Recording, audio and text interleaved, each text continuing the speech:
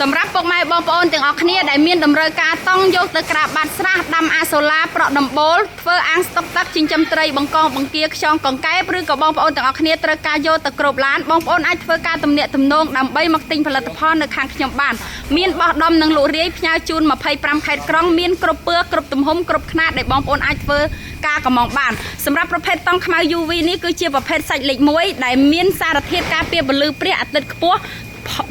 មិនងាយផុយស្រួយធន់ជាមួយនឹងអាកាសធាតុបងដែលមានចម្ងល់ឬក៏បងប្អូនទាំងអស់គ្នាដែលត្រូវការតង់ប្រភេទនេះយកទៅលក់បន្តសូមបងប្អូនទំនាក់ទំនងមកកាន់លេខ095 656 222ដើម្បីសាកសួរព័ត៌មានអំពីផលិតផលហើយនឹងប្រាប់អំពីគោលដៅរបស់ពុកម៉ែបងប្អូនដែលចង់យកទៅប្រើប្រាស់ខាងខ្ញុំនឹងប្រឹក្សាយោបល់អំពីប្រភេទតង់មុននឹងបងប្អូនទាំងអស់គ្នាសម្រេចចិត្តទិញចាអ្នកធ្វើគឺកំពុងតែ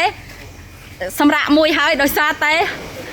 បែកញើសចាអញ្ចឹងបងទាំងអស់គ្នាបានដឹងមកហើយថាប្រភេទតង់ធំនេះតើតើអ្នកដែលមានទីធ្លាធំទើបអាចធ្វើការងារនេះបានទីធ្លារបស់ខ្ញុំមានប្រវែង50ម៉ែត្របណ្ដោយដែលបងប្អូនទាំងអស់គ្នាអាចធ្វើបានគ្រប់ទំហំដែលបងប្អូនត្រូវការសូមអរគុណសម្រាប់ការទស្សនាវីដេអូនៅថ្ងៃទី15ខែ5ឆ្នាំ2026សុខសប្បាយសំណាងល្អ